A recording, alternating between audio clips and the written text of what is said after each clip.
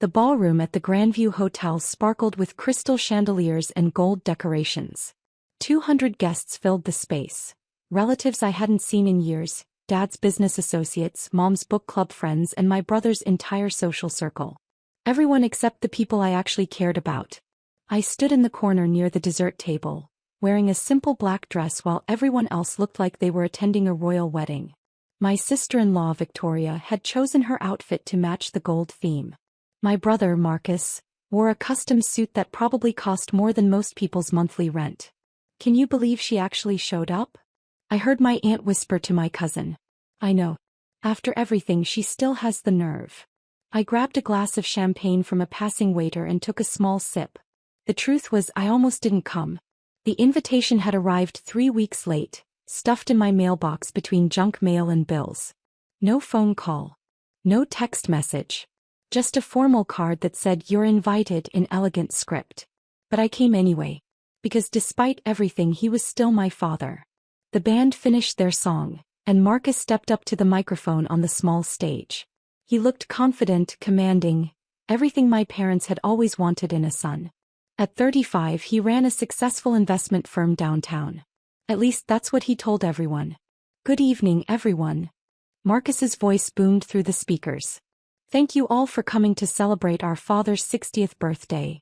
Applause filled the room. I clapped politely, staying in my corner. "Dad, you've been an inspiration to all of us," Marcus continued. "You built a business from nothing, raised a family, and taught us the meaning of hard work and integrity." I almost laughed at that last part. Integrity. That was rich coming from Marcus. "Tonight we're surrounded by family," Marcus said, his eyes scanning the crowd. Then they landed on me. His smile faltered for just a second before returning. "Well, mostly family." A few people turned to look at me. I kept my expression neutral, taking another sip of champagne. "You see, family isn't just about blood," Marcus said, his voice taking on a serious tone. "It's about showing up. It's about being there when it matters. It's about contributing to something bigger than yourself." My mother, sitting at the head table next to Dad, nodded along with every word. Dad's face was harder to read. He looked tired, older than 60. "And unfortunately," Marcus continued, "not everyone understands that. Some people think family is just a safety net. Something to fall back on when their own lives don't work out." My cousin Sarah, standing near the bar, glanced at me with what might have been sympathy. Or pity. I couldn't tell anymore. "So tonight I want to make something clear," Marcus said. "This celebration is for people who actually care about this family. People who contribute. People who show up." He paused for dramatic effect. The room had gone completely silent. "Isabella," he said, looking directly at me, "you're not part of this family anymore." The silence stretched for 3 long seconds. Then someone started clapping. Then another person. Then the whole room erupted in applause. I stood there, glass in hand, and smiled. Just smiled. Marcus looked pleased with himself. Victoria was beaming. My mother looked relieved, like a problem had finally been solved. Dad wouldn't meet my eyes. The applause died down and Marcus returned to his table. The band started playing again. Conversations resumed. People shot me looks. Some curious, some satisfied, some uncomfortable. I finished my champagne and set the glass on the dessert table. Then I walked calmly toward the exit, keeping my head high. "Isabella." I turned. It was my younger cousin Maya. She was 19, studying business at the State University. "Are you okay?" she asked quietly. "I'm fine," I said. And I meant it. What Marcus said was, "Don't worry about it," I interrupted gently. "Enjoy the party." I was almost at the door when I heard heels clicking rapidly behind me. "Excuse me, Ms. Rodriguez." I turned to see Natalie Chin, the hotel's event manager, rushing toward me with a tablet in her hands. She looked flustered, her perfectly styled hair slightly disheveled. "Ms. Rodriguez, I'm so sorry to interrupt, but I need to confirm a few final details with you before we—" She stopped, noticing the entire room was now watching us. The music had stopped again.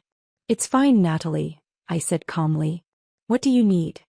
"Well, the final invoice is ready and I wanted to make sure you approved all the charges before we close out the account. The total came to $47,318. That includes the extended bar service, the upgraded floral arrangements and the custom cake you ordered. The room was so quiet I could hear the chandelier crystals tinkling in the air conditioning breeze. Natalie looked confused. Is everything all right? You seem... Everything's perfect, I said. Yes, I approve all charges. Charge it to my business account like we discussed. Wonderful. Natalie smiled. And thank you again for choosing the Grandview for this celebration. When you booked the ballroom 6 months ago, you mentioned wanting everything to be perfect for your father's milestone birthday. I hope we delivered. She didn't wait for a response, just hurried back toward the kitchen area. I turned back to look at the room. Every single person was staring at me now. Marcus had gone completely white. Victoria's mouth was hanging open. My mother looked like she'd been slapped.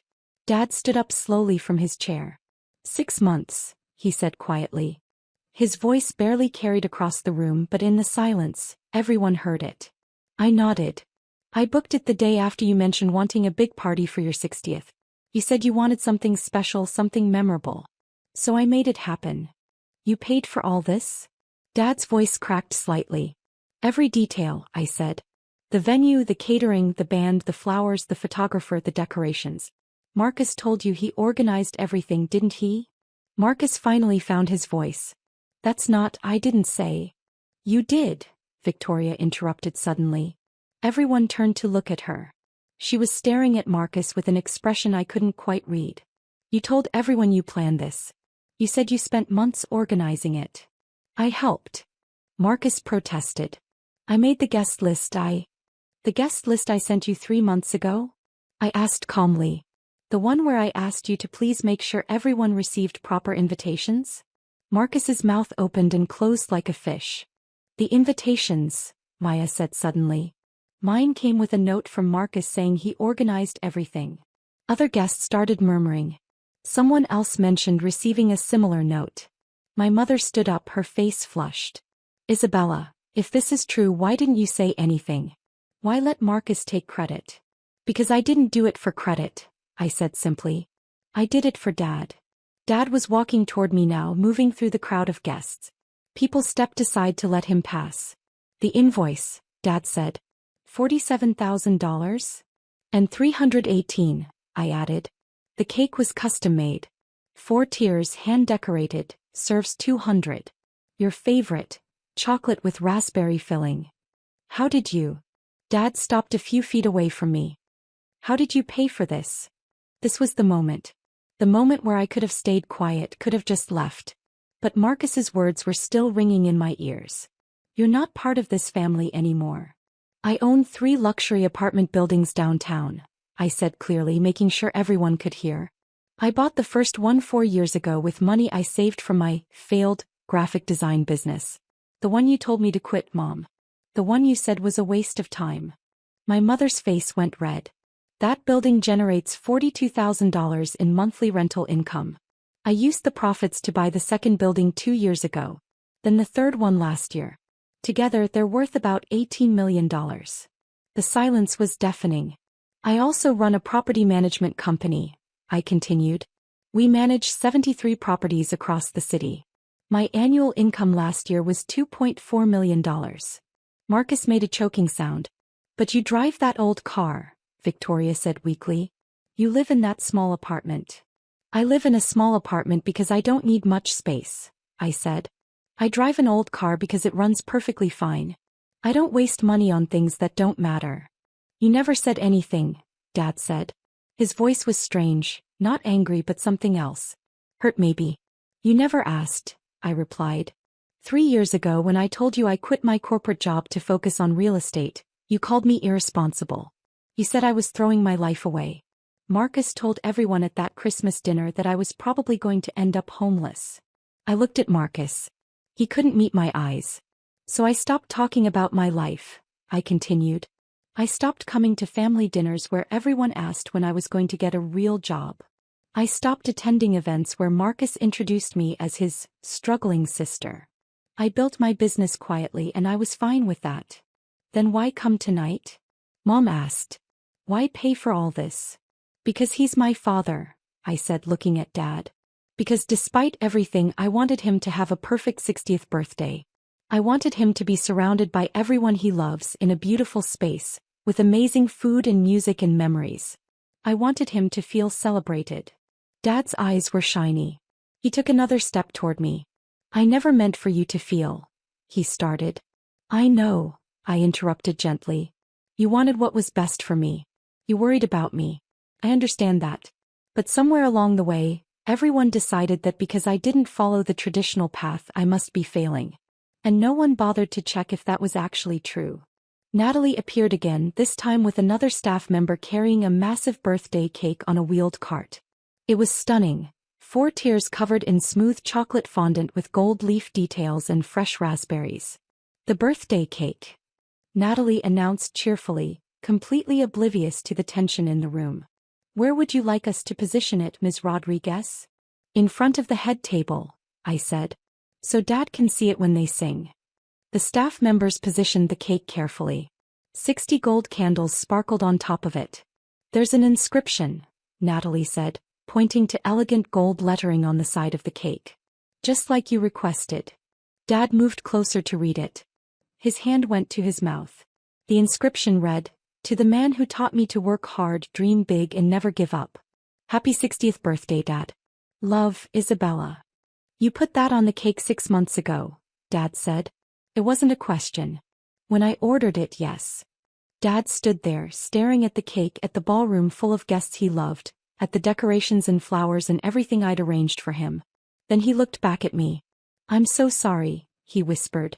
Marcus stood up suddenly. This is ridiculous. So she has some money. That doesn't change. Sit down, Marcus, Dad said. His voice was quiet but firm. Marcus sat. Dad turned to face the room full of guests. My daughter Isabella paid for this entire celebration. She planned it, she organized it, and she did it because she loves me. And I stood here and let my son tell her she wasn't part of this family. Some guests looked uncomfortable. Others looked ashamed. I've spent 3 years believing my daughter was struggling, Dad continued. Believing she needed guidance, needed help, needed to get her life together. I worried about her constantly. I lost sleep wondering if she was okay. His voice grew stronger. And the whole time she was more successful than most people in this room. More successful than me. And she never said a word because we made her feel like she couldn't. Mom was crying now, tears streaming down her face. Marcus, Dad said, turning to my brother. Apologize to your sister. Dad, Now. Marcus stood up slowly.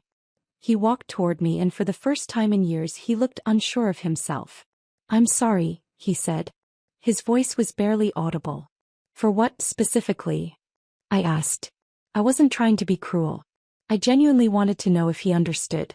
For taking credit for the party. For saying you weren't family. He swallowed hard. For treating you like you were less than me for years. For making you feel like you had to hide your success. I nodded. Thank you. He stood there for a moment longer, then returned to his table. Dad reached for my hand. Please don't leave. Please stay. Let me celebrate my birthday with my daughter. I looked at his face, really looked at it. I saw the regret there, the pain, the hope that maybe it wasn't too late to fix things. Okay, I said quietly. I'll stay. Dad pulled me into a hug right there in front of everyone. I'm so proud of you, he whispered. I should have said that years ago. The photographer captured that moment. Dad hugging me while 200 guests watched in silence. Natalie clapped her hands. Should we sing happy birthday? And we did. The whole room sang while Dad stood in front of his elaborate cake, his arm around my shoulders. When it came time to blow out the candles, he closed his eyes for a long moment before opening them and looking at me. I wish that I could be the father you deserved, he said. You still can be, I replied. He blew out all 60 candles in one breath. The party continued after that, but everything had changed. People came up to me, some to apologize, some to ask about my business, some just to talk. Maya stayed by my side most of the night, asking questions about real estate investing. Victoria approached me around 10 o'clock. I didn't know, she said, about any of it. Marcus told me he was organizing everything. He even complained about how expensive it was. It's okay, I said. It's not, she insisted. He lied to me. To everyone. And he was so cruel to you. I didn't know what to say to that, so I just nodded. Mom found me near midnight as guests were starting to leave. Can we talk? She asked. Not tonight, but soon? Soon, I agreed. Marcus avoided me for the rest of the night. I saw him leave early with Victoria. They were arguing in hushed voices near the elevator. At 1 in the morning, only close family remained.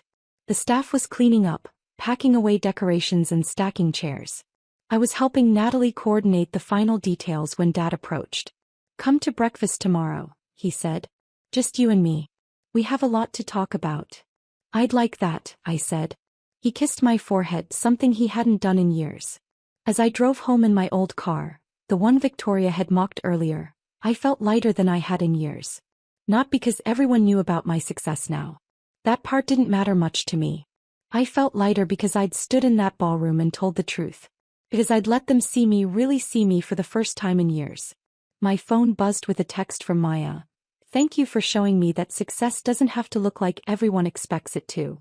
I smiled and replied, build your life for yourself, not for anyone else's approval.